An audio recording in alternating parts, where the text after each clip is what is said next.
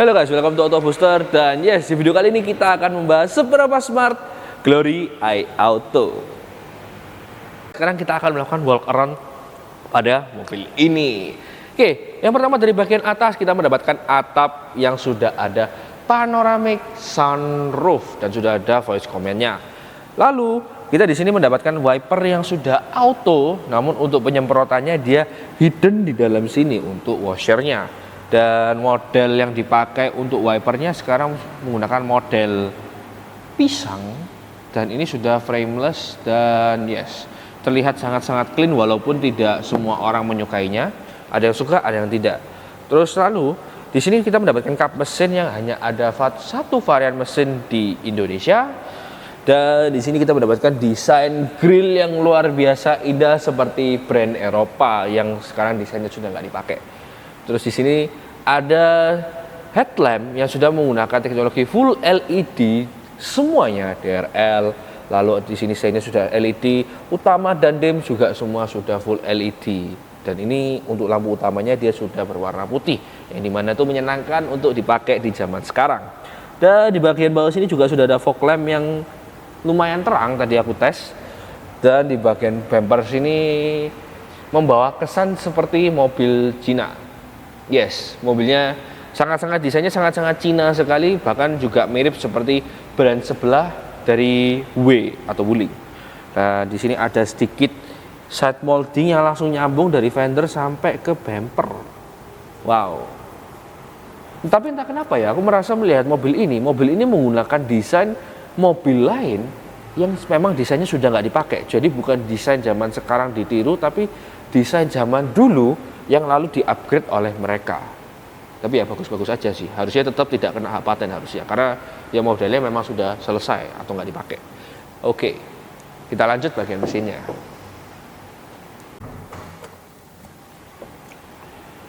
Untuk membuka kap mesin ini kita perlu menekan tuasnya menarik tuasnya sebanyak 2 kali. Lalu tinggal membuka seperti ini. Ya, seperti brand Eropa banget ya memang ya. Tapi itu tidak masalah walaupun meniru, tapi karena itu teknologi yang bagus dan efisien. Lalu berikutnya di sini kita mendapatkan engine B yang sangat-sangat DFSK. Tidak buruk tapi juga tidak bagus. Tidak ada hal yang di cover yang aneh-aneh. Yang di cover hanyalah bagian head atas mesin ini saja. Dan sisanya turbo terekspos dan beberapa bagian manifold dia sudah ada covernya aluminium. Untuk intake dia juga box cover, itu umum. Dan yes, mesin yang di tengah sini ini adalah mesin 1500 cc 4 silinder turbo menghasilkan tenaga hingga 150 PS dan 220 Nm of torque ke transmisi CVT kedua roda depan. Dan yes, memang untuk tenaga biasa aja sebenarnya, ya bukan suatu tenaga yang sangat-sangat powerful, karena memang di kelasnya ini, bukan di harga range ini ya, di kelasnya mobil ini ada tenaga yang lebih besar dipegang oleh brand sebelah, dan bahkan torsinya juga dipegang oleh brand sebelah. Namun di kelasnya ini adalah mobil yang paling murah karena dijual seharga 380 juta saja dan sudah termasuk dengan segala macam fitur smart yang tadi kita sudah sebutkan.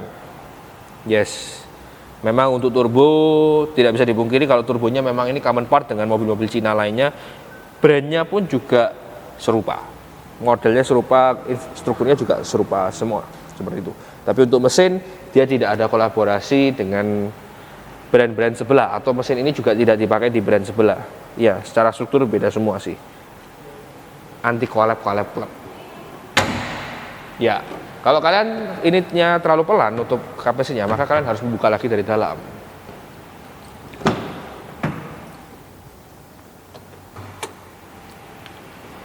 Jadi pastikan kalian harus membanting kap mesin ini untuk menutup kap mesinnya, karena memang tidak bisa ditutup secara pelan. Yes, kita lanjut bagian samping. Dan yes, untuk di bagian samping sini ini kesannya sangat-sangat SUV city car. Ya bukan SUV gimana ya, karena memang kalau kita melihat SUV yang keker itu biasanya berada di brand Jeep, dan sedangkan SUV yang sekarang ada seperti Pajero maupun HRV maupun CRV maupun Fortuner itu sekarang modelnya sangat-sangat city banget ya, memang dipakai untuk perkotaan. Dan yes, mobil ini memang sudah, setauku memang ini mobil monokok walaupun kita tidak menemukan papernya di internet, tapi lihat dari struktur bodinya ini terlihat seperti monokok seperti itu. Dan yes, untuk suspensinya stiff, bagus, tidak mental-mentul seperti blend sebelah. Dan oke, kita di sebelah depan dan depan belakang kita mendapatkan velg yang sama dengan ukuran 225 55 R18. Dan untuk pengeremannya semuanya sudah menggunakan disc brake, namun bedanya untuk yang di depan dia menggunakan ventilated disc brake, yang belakang menggunakan solid disc brake plus drum untuk pengeremannya. Itu sudah umum sekali untuk di brand-brand sekarang. Dan yang untuk suspensinya yang menggunakan independent suspension hanyalah di bagian depan, sedangkan belakang tetap multi-link. Yes, tetap multi-link. Dan kesan yang dibawa oleh velg ini membawa kesan yang sedikit berbeda dibandingkan bodinya. Jadi kalau velgnya aku lihat di sini kesannya dia sangat-sangat sporty, sedangkan bodinya kesannya sangat-sangat elegan. Oke, untuk pintu.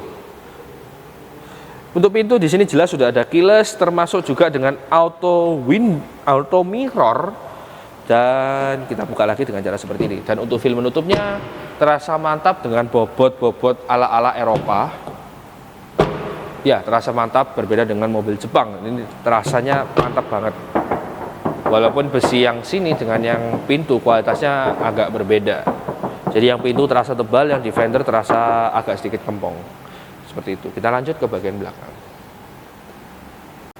Dan untuk di bagian belakang kita di atas sudah mendapatkan shark fin antena, spoiler yang menjadi satu bagian dengan bodinya, ya bodi pintu, dan sudah ada high mount stop lamp. Di bagian kaca sudah lengkap, sudah ada defogger dan sudah ada wiper, dan washernya di mana? Oh, di sini.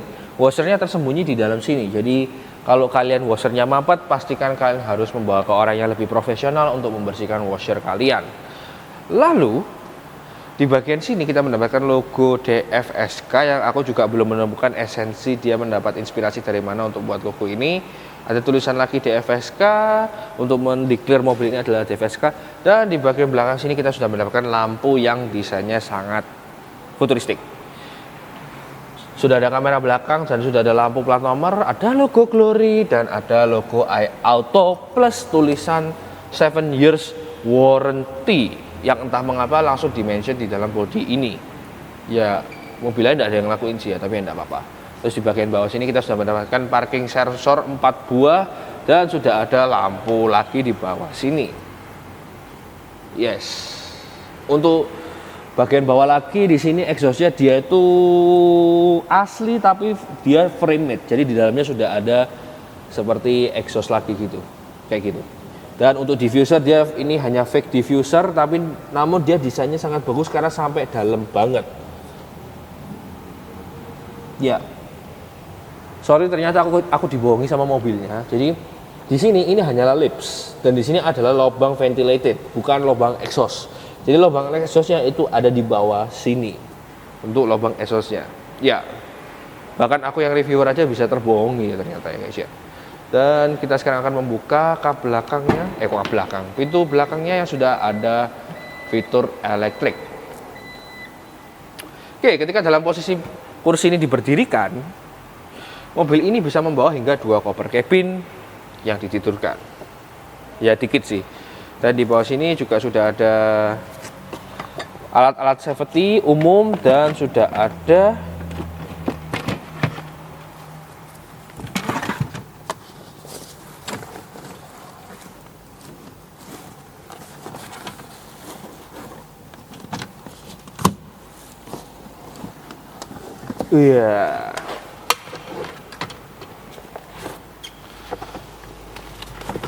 sudah ada penutup bagasi apabila kalian merebahkan 2 buah kursi ini, dan ini bisa langsung dibuka. Ya agak berat dikit ya guys ya, jadi ini memang harus dipasang baru bisa dibuka. Kita taruh dulu di bawah dan kita rapikan lagi apa yang ada di sini. Kita masukkan juga sekalian ini. Oke, sekalian kita praktekkan untuk menutup kursinya. Dan apabila kursi ini ditutup, kita bisa bawa koper sebanyak-banyaknya. Kira-kira sampai 4 koper cabin atau 8 koper cabin apabila ditumpuk. Yes.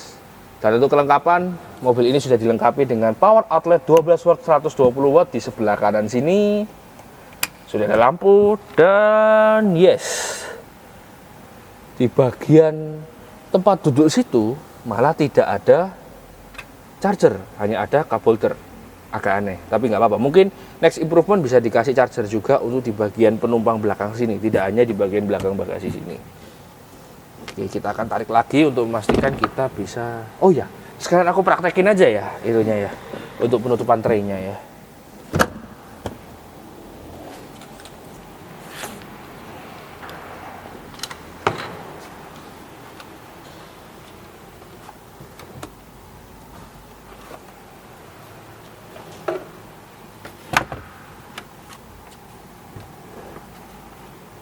Ya, rasanya sangat-sangat tidak mudah untuk memasang sebuah tray di DFSK ini.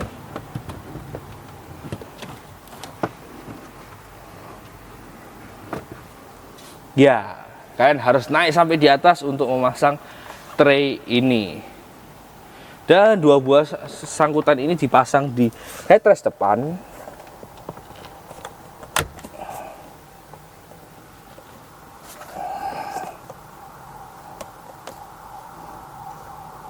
Dan ternyata nggak bisa dipasang juga. Karena kenapa? Karena posisi sandaran depan ini tidak mentok ke belakang. Jadi kita hanya bisa ewerkan gini-gini saja. Dan kita tarik traynya.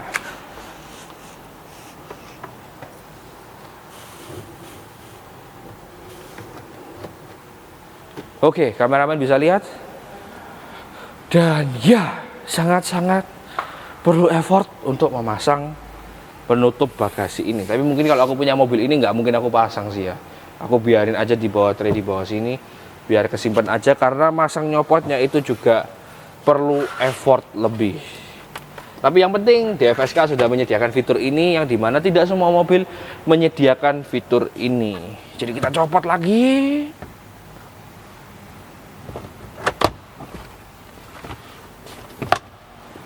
Dan kita balikin lagi. Wah.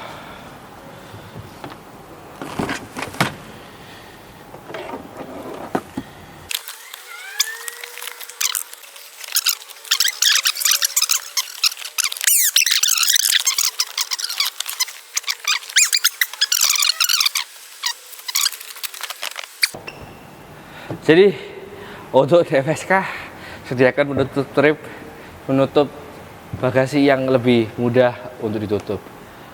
Wah. Dan ya kita butuh waktu 9 menit untuk menutup sebuah tray bagasi, dan sepertinya DFSK harus memberikan metode yang lebih mudah untuk memberikan penutup tray. Karena tadi agak perlu effort nutupnya. Jadi sekarang kita akan balikkan kursinya sambil nanti kita akan review interior. Dan kita akan lihat kap bensinnya.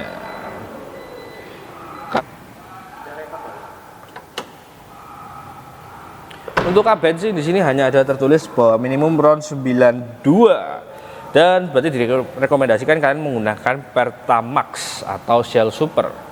Dan kalau kalian menggunakan Pertalite, menurut beberapa sales yang kita tanyakan, itu tidak akan menghanguskan garansi kalian. Walaupun memang Pertalite itu sekarang banyak yang ngetes, itu RON-nya sekarang di bawah 90. Dan baunya ini sangat-sangat bukan Pertalite, sangat-sangat Pertamax.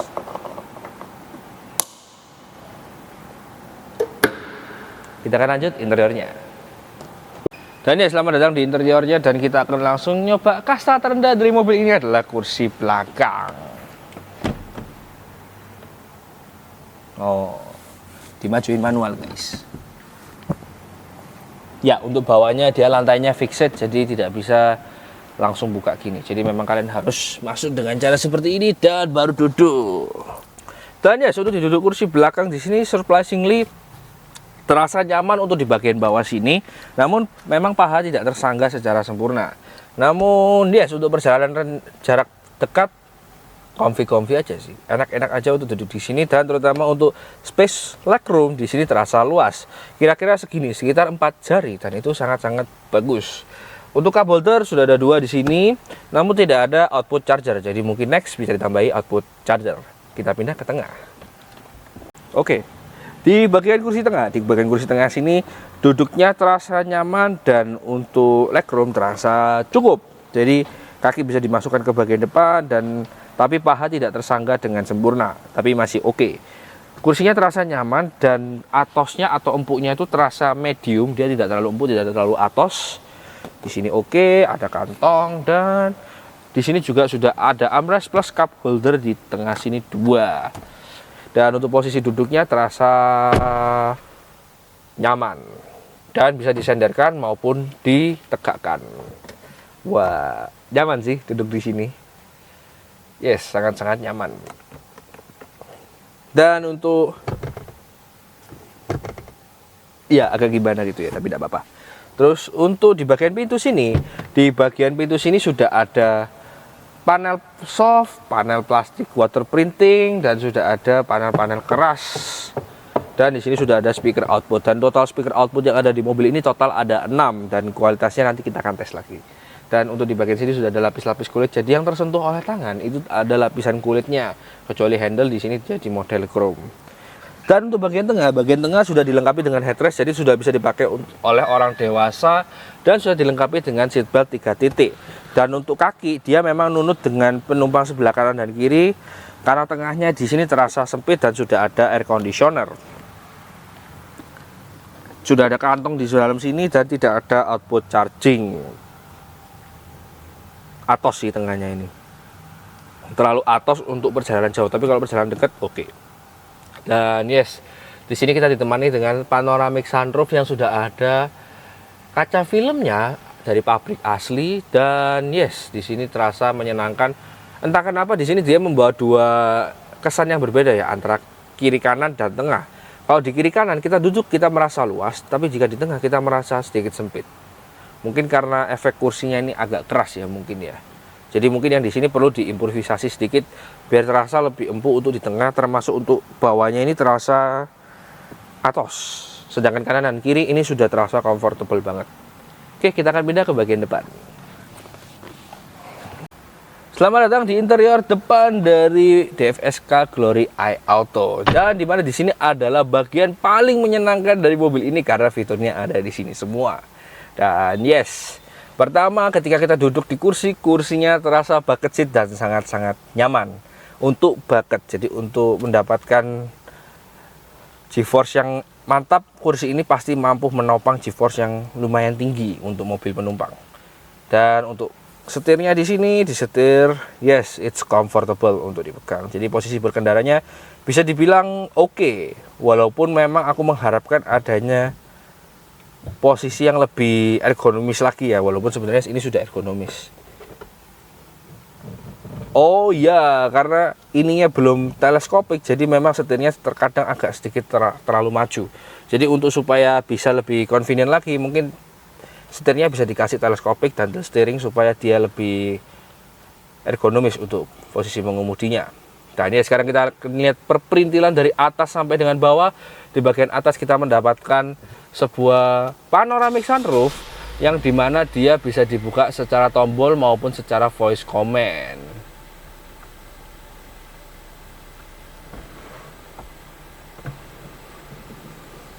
Memang untuk kecepatan membuka sunroofnya tergolong medium, tidak terlalu pelan, tidak terlalu cepat, itu masih oke. Dan di atas ini sudah ada lampu kabin yang berwarna kuning. Hi, Ya, I'm Glory. I'm happy to be with you. ini harusnya sih dia ya copyright. Nah ini harusnya dia kalau berwarna kuning itu umumnya dia menggunakan lampu halogen, namun entah kenapa di sini dia tidak terasa panas seperti halogen, terasa seperti LED. Dan di bagian sini kita mendapatkan tempat kacamata dan penutup sunroof dan membuka sunroof. Oh, ini untuk mode door-nya di tengah sini tombolnya. Dan turun sedikit kita di sini mendapatkan dua buah sun visor yang sudah lengkap dengan lampu di bagian kanan maupun kiri. Untuk mirror tengah kita mendapatkan mirror tengah yang sudah ada day and night view secara manual, bukan secara matic. Ya, secara manual. Dan aku mengharapkan untuk bagian tengah mirror ini dia lebih dikasih material yang lebih stiff karena di sini agak goyang-goyang sedikit. Gitu. Dan yes, di bagian sini adalah yang paling spesial dari mobil ini adalah dashcam. Ya, karena tidak semua mobil memiliki dashcam dari bawaan pabrik, tapi jangan lupa untuk memasang micro SD karena kalau nggak gitu dashcamnya tidak akan tersave rekordannya. Dan di sini memang sudah dapat mirror tengah yang sudah dapat di night view secara manual, namun aku mengharapkan adanya material yang lebih bagus karena di sini agak wiggle gitu guys. Oke, terus sedikit kita ke dashboard. Dashboard di sini campuran antara soft touch, rubber dan plastik. Yes, ini memang merupakan material yang menyenangkan, tapi kalau usahakan kalau kalian memiliki material dashboard seperti ini, maka kalian harus banget memastikan kaca film yang dipakai adalah kaca film anti panas dan anti UV yang baik. Karena rubber-rubber seperti ini bisa pecah. Ya walaupun tetap ada campuran plastiknya, tapi tetap bisa pecah. Dan di tengah sini sudah ada floating entertainment system yang nanti akan kita bahas tersendiri. Dan di sini sudah ada output AC dan water printing, dan sudah ada controller AC. Yang dimana controller AC ini dia desainnya sangat mirip dengan brand Eropa, namun desain ini sudah tidak dipakai oleh brand tersebut. Namun untuk feel menggunakannya memang tidak sama. Dia di sini terasa plastik yang biasa aja. Tidak terasa plastiknya mahal banget, tapi plastik yang biasa aja. Dan sudah lengkap dengan arah semburan dan defogger dan mengatur suhu udara. I'm Glory. I'm happy to be with you. Dan untuk arah semburan kaki tidak terlihat ada tombolnya di sini. Oh, ada. Jadikan satu tombol di tombol mode ini. Jadi ada arah semburan untuk muka saja, kaki kan muka, dan kaki saja, dan heater atau defogger. Lalu di bawah sini sudah ada control untuk headset, previous and extract, 360 kamera, dan sudah ada navigation dan traction control off. Ya, jadi traction control tombolnya di sini, sedangkan yang di sebelah kanan sini hanyalah power tailgate, power door belakang dan mirror kanan dan kiri di sebelah luar, dan termasuk juga tombol pelipatannya seperti itu. Kembali lagi di bagian tengah sini, di sini kita mendapatkan cup holder dan ada asbak, yang dimana zaman sekarang sangat jarang sekali disediakan asbak. Yes, ini disediakan asbak dalam bentuk botol, dan juga termasuk masih ada cigarette lighting, tidak hanya portnya saja. Dan di sini masih ada lagi port untuk charger dengan 12 volt dan 120 watt. Wah, ini bagus banget sih untuk orang-orang yang melakukan perjalanan jauh. Ini sangat-sangat convenient. Asbak bisa dicopot menjadi cup holder dan kalian mendapatkan 2 buah cup holder, yang dimana ini convenient banget. Di sini kita mendapatkan transmission shifter atau transmission controller, yang dimana ini desainnya meniru dengan brand Eropa, namun desain ini sudah tidak dipakai. Namun feel-nya jelas beda dengan apa yang dipakai oleh brand Eropa tersebut. Ya, bahkan ada sport mode dan ada pengaturan giginya, tapi belum ada pedal shift. Ketika masuk R, maka yang aktif adalah di kamera 360. Lalu di bawah sini kita mendapatkan parking brake yang diatur secara elektrik.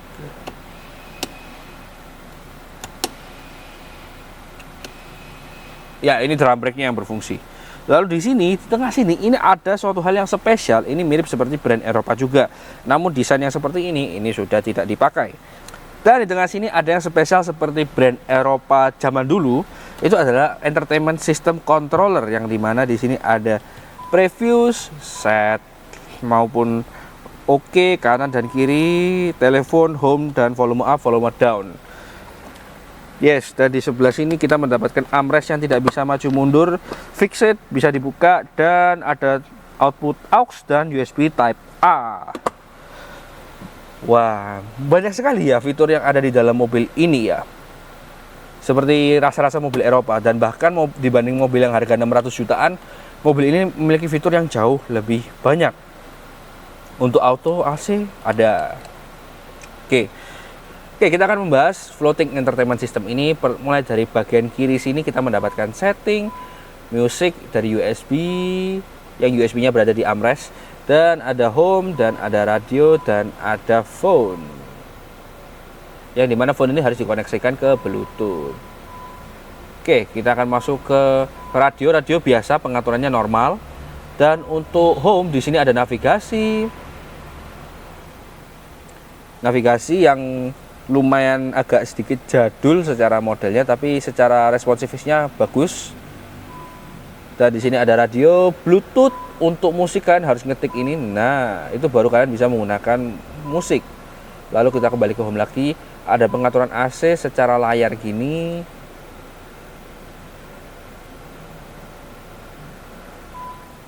Oh, jadi untuk menambahkan tetap harus melalui tombol ini. Untuk mode juga bisa diatur dari sini. Dan ada auto, ini juga bisa diatur dari sini. Oke, kembali ke home lagi. Ke bagian musik tadi masuk di sini, ada video juga, masukkan peralatan USB. Ada gambar juga perlu USB.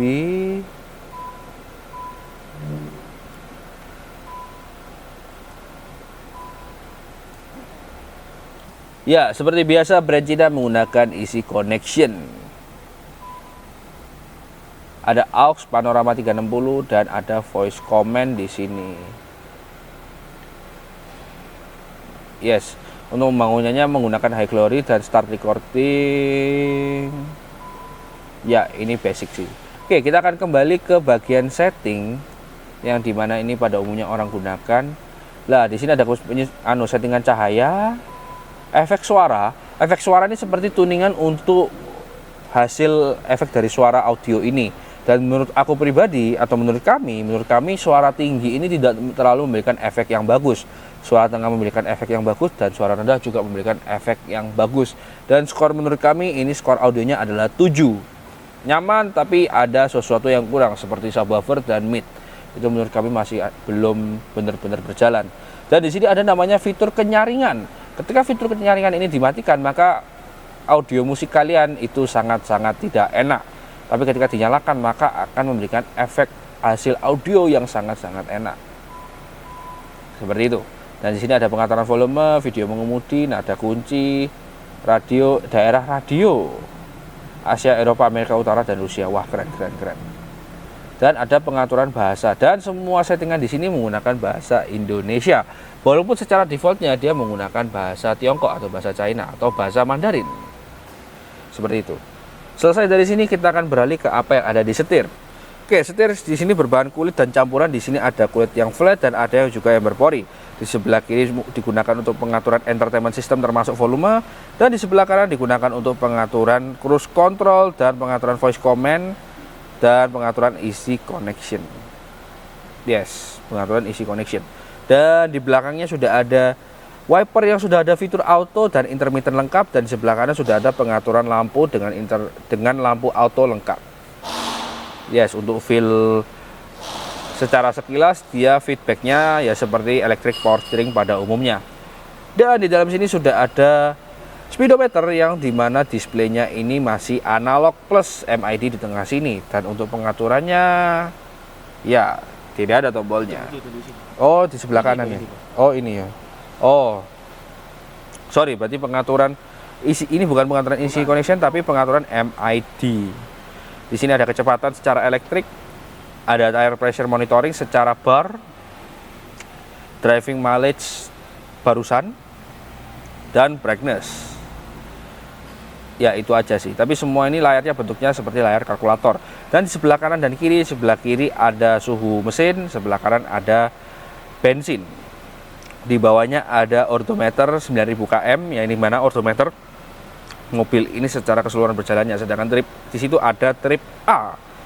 Yes, ada juga trip A. Seperti itu. Sudah ada lengkap suhu dan pengaturan jam. Apa kayak ini? Sama sih, tombolnya ternyata di sebelah kanan sini juga ada set. Itu juga digunakan untuk mengatur MID. Glory iAuto yang dijual seharga 380 jutaan ini menurut kami adalah mobil yang sangat worth it. Walaupun beberapa bagian perlu diimprovisasi, terutama di bagian penutupan tray bagasi yang mungkin bisa ditemukan metode yang lebih mudah. One touch tumble untuk membuka seat kedua untuk menuju ke seat ketiga mungkin itu juga bisa diimprovisasi lagi. Dan menurut kami ini mobil yang sangat worth it dan bisa melawan mobil seharga 500 sampai 600 jutaan karena kualitas yang diberikan juga kualitas yang bagus. Dan yes, kami mengucapkan terima kasih untuk Nanang DFSK Jemur Sari Surabaya yang sudah menjamin unitnya dan showroomnya untuk kita review. Dan terima kasih buat kalian yang sudah tonton video kali ini. Jangan lupa like, jangan lupa subscribe, and see you next time.